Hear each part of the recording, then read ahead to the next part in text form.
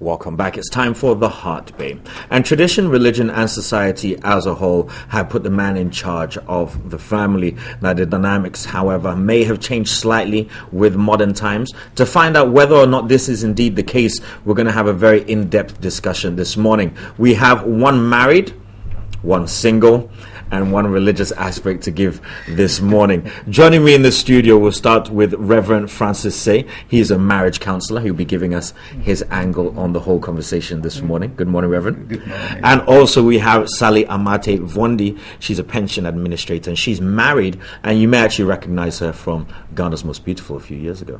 Yeah. Welcome to the show, both of you. Thank you. Okay, so I'm going to start with you, Sally. Now, if a couple, both of them gainfully employed, everybody seems to be doing well in their jobs, and in modern times, do you still think it is the role of the man to take on most of the finances, or take on all the finances and pay the bills? Yeah, first of all, I want to say that it's generally accepted that men take an obligatory leadership role, and that renders them the head of the family. As the head of the family, I believe that there are certain needs that you are responsible for. As the head, you are responsible for our psychological needs as a family, our social needs, our safety needs, and all these come at a cost. So you must make cash available for this purpose. Okay. As the man. Now, also, in this current situation that you've also described, now the man, you said, is the head of the house. He's doing everything at this moment in time. Don't you think it is okay for once in a while, if the woman is also financially capable of doing so, to take on some of those roles? Yes, a woman can step in occasionally, but primarily it's not a woman's duty. Okay. That's it. I'm going to ask you, Reverend, what's your take on this then? Because you've probably counseled a lot of couples who may have this very issue at the moment when it comes to finances. Who's going to pick up the bill? What's your opinion on this? I think, financing is a key aspect in any relationship. They say money is blood. And if you overlook that in the relationship, it could seriously affect the relationship. So it's important that especially married couples look at the financial aspects in the marriage. Right. Now, as to who funds the bill, yes, Sally is saying that it's the man's duty as the head. That's a biblical position, that the man is the head of the house. In the old tradition, when we grew up, our parents, grandparents, the woman was the housewife. The man goes to work and comes back with money to take care of the home, as the mother takes care of the children and the house chores. In our current situation, that is changing, and we find even women who are earning more than men in many situations. The issue really is for the relationship to thrive on trust and transparency, and that is the key. Now, can the man finance everything in the home? If he's in that position, that's good. Okay. If he can't, then it takes two to make the home work. Okay, let me throw a spanner in the works at the moment then. Sally, let's just say that you get a promotion. All of a sudden, you're earning more than your husband is. Okay? Now, he's been the breadwinner. He's been taking care of the household. And he's been doing what he's meant to do right now. But currently, you find yourself in a situation whereby you're actually earning more than him. So, in your situation, what would you do with that money? I think that I feel that getting more or earning more than my husband does not shift the financial responsibilities to me. Okay, so you would pocket your money. Of course, and I step in anytime he's not capable. That is it. But you're already more capable financially than him. So if you see him, he's spending all his money, and you're just literally putting yours away for what? Reverend made mention of the fact that I'm going to ask Reverend the same question in a moment. Reverend made mention of the fact that traditionally we used to be housewives, and I think that the demands on the home pushed women into working. The fact that you pay bills does not mean you take care of me. You pay our bills at home, the electricity bill, water bill, other bills that pertain to the house. That is what you do. Most women take care of themselves in terms of your clothes, and you know how we should look all the time. You know it.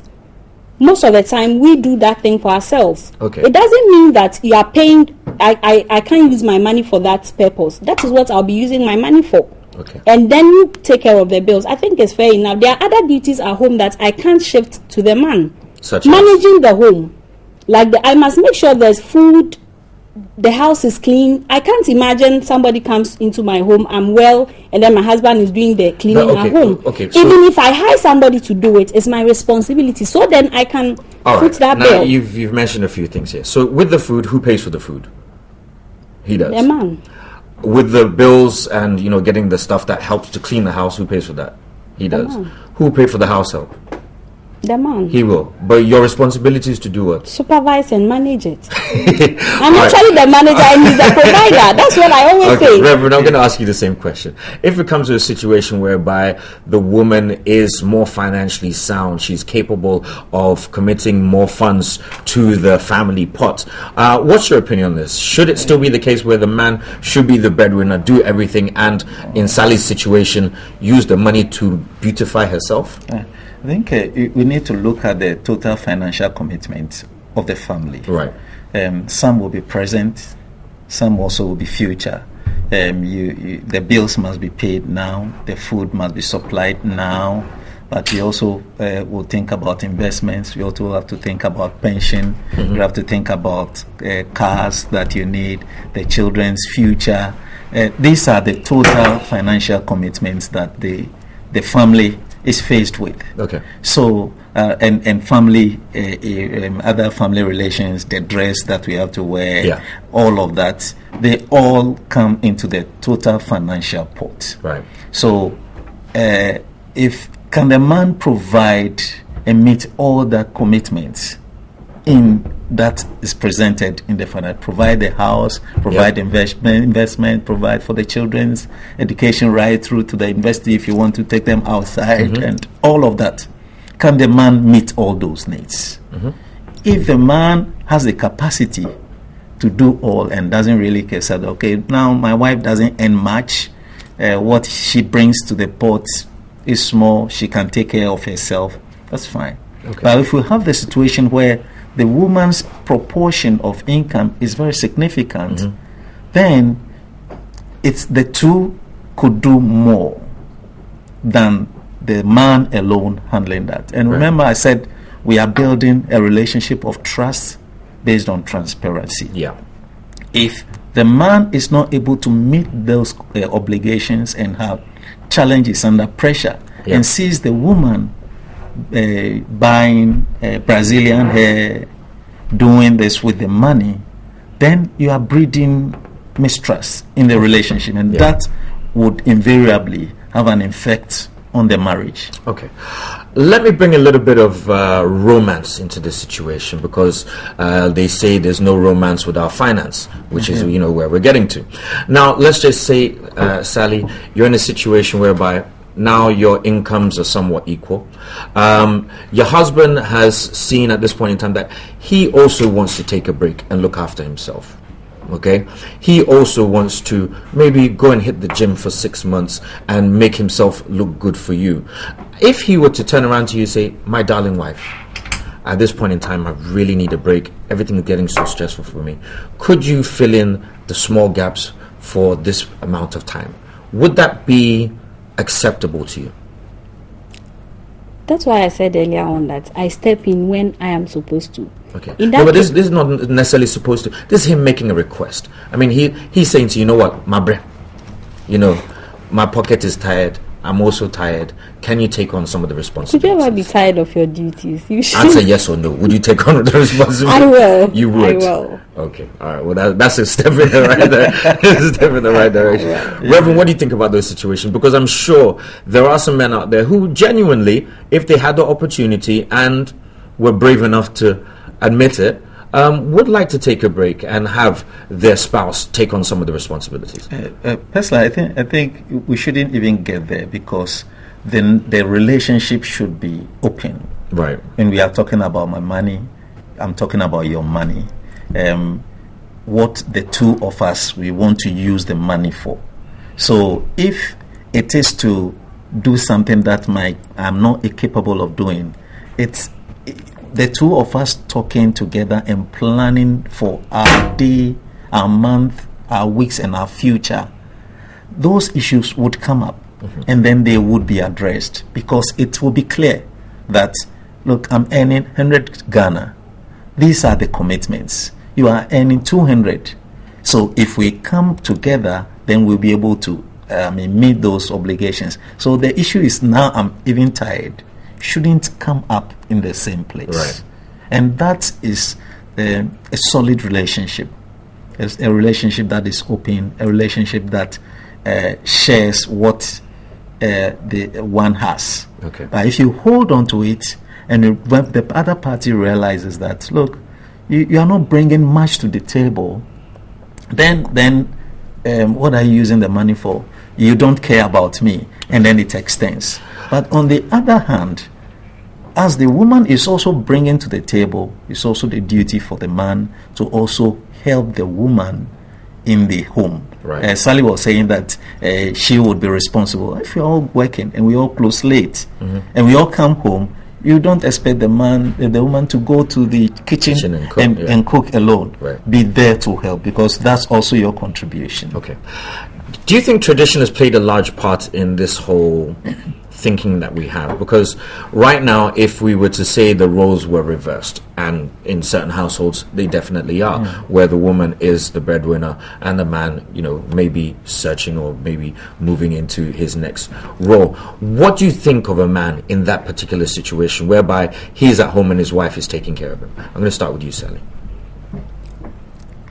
As you said earlier, Reverend said that the tradition has been that women are supposed to be taken care of.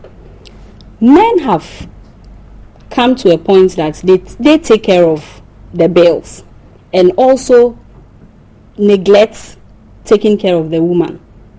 Okay. So the woman now takes care of herself, and then you want her again to come in to foot the bills.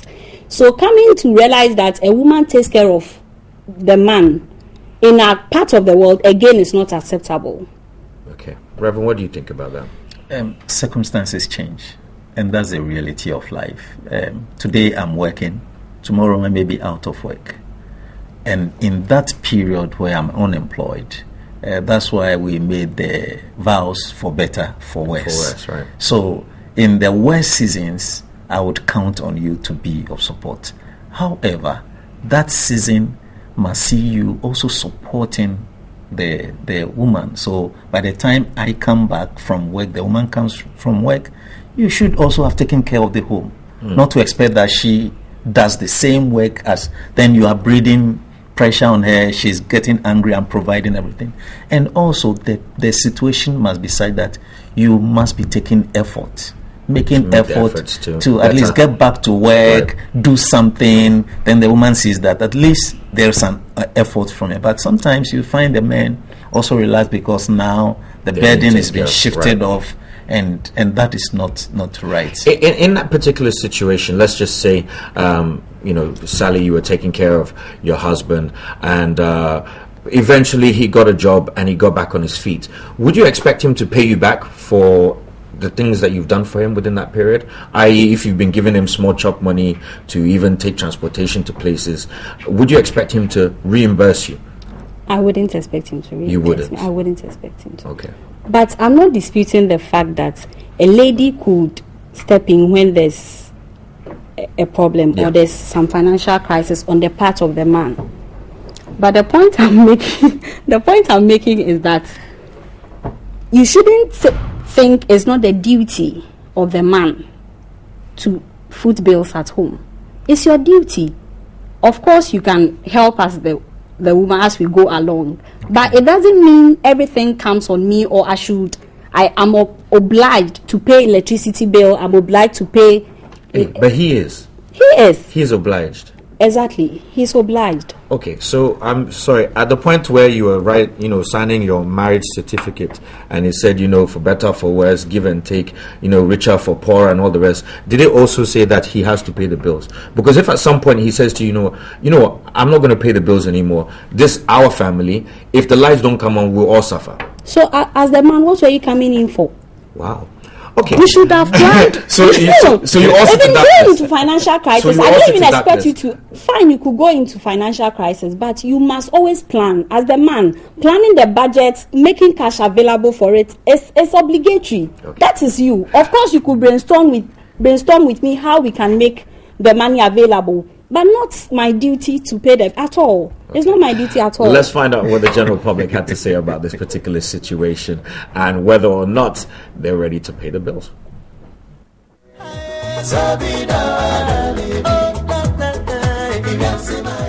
We have a system where almost every time a man is considered the head of the family, and so when it comes to payment of bills, school fees, any other thing, we do it.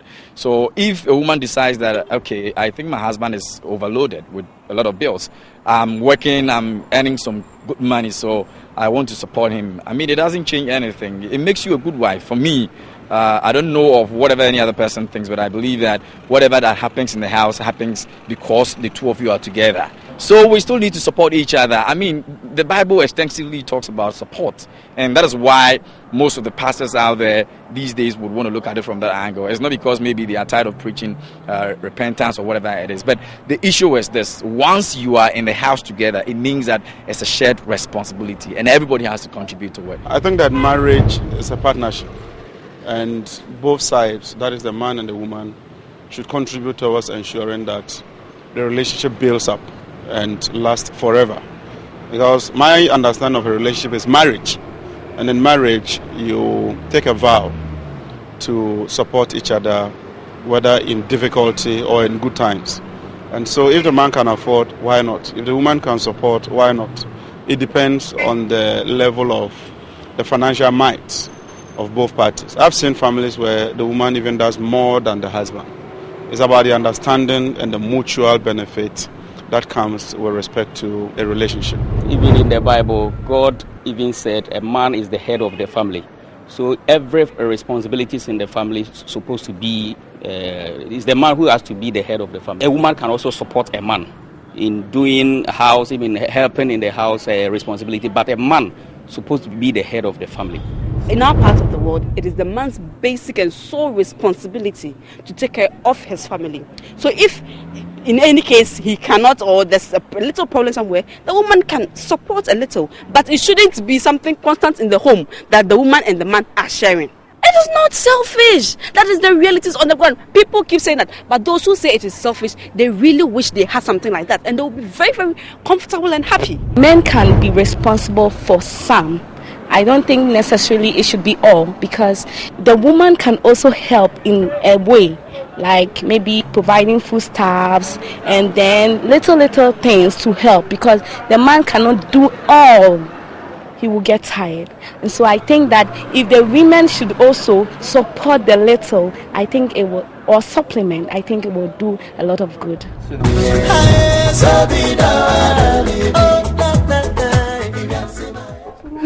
All right, so as you can see, some people have some very staunch views on the whole topic. Some people are just not ready to mess with what happens traditionally. Man, you are man. Woman, you are woman. You do you. Anyway, let's get back to our conversation. Reverend Francis Say, who's a marriage counselor, and Sally Amate Vondi, who's a pension administrator, who's married as well and has some very strong views about what should be happening at the home. Is your husband watching at the moment? I'm sure he is.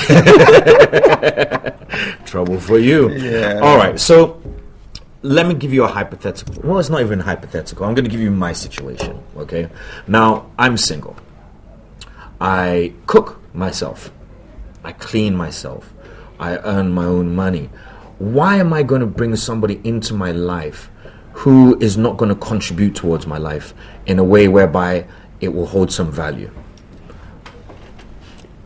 I think that marriage is something that was ordained by God. Indeed. It's something that every human needs. I think if it's not important or relevant that a man should marry, God wouldn't have ordained marriage in the first place. So I believe that a woman has her roles to play in the house. I always term it as the man being the provider and you, the woman, being the manager. Of course, you can't make babies by yourself or alone. Right. So you are bringing in somebody who comes to make babies, cater for them. You provide financially. The other aspect of managing, going to school, coming back. You men are busy. Some men are very busy. Yeah. Most of the time, busier than the women. Even if a woman is busy, a woman makes time for the home. Obviously, that aspect is mine. I don't expect that the man comes in. Like you're saying, you can step in at a time to contribute or to help with the house chores or something. But it's my duty. No matter what, that is my obligation in the house as a woman. So you obviously need a woman's support. Okay. Rev, I'm going to ask you this because I'm actually very interested in what you have to say about this as well. What would a woman's contribution or a partner's contribution be in that particular instance whereby the other person has almost all the boxes ticked? Yeah, because that's the essence of marriage. We have to get it right in terms of what was God's intention. What's God's intention for marriage? He said that he found Adam not to be alone. It wasn't good for him. Right. And then made him a woman to be a helpmate. It is not to clean your house. It's to help you be who God wants you to be. Right. That's the essence of marriage. So I'm not marrying so that I get somebody to wash my clothes. True. I'm not marrying so that I get somebody to give me children. Because there are marriages that children are gifts. Are gifts from God. So what if you don't get the child? So marriage is for a bigger purpose than taking care of the home, cleaning the home, doing house chores. It is fulfilling God's purpose for your life, and you need that person to help you fulfill that divine purpose. Okay. That is the essence of marriage, and therefore, when the woman comes in, her duty is to help. If it means financial contribution, if it means sweeping, if it means but there should whatever, be a contribution. Their duty is to help you. Right. So she is also contributing. And remember that it's a marriage based on love. Yeah. And where there is love, there is no law. Right. So it's not like you take part and I take part. If I'm doing the 100%, it's because I love. So I'm bringing my love into it. I'm going to bring a last aspect in because we actually run out of time, and especially for you as well. Now, you do know that in the eyes of the law, when a couple is together and they've built their family and their finances and everything together, regardless of whether it's the man or the woman, if they were ever to come apart, they can both take from each other. So, at the point where you were saving all your money, and I was doing everything for the house, do you know I can still come for some of your money? I will leave it on that note. I didn't mean to stump you there, but I want to thank you both. We've actually run out of time. Thank you so much for coming in this morning. This has been Reverend Francis Say, he's a marriage counselor, and Sally Amate Vondi, who's a pension administrator. Thank you so much.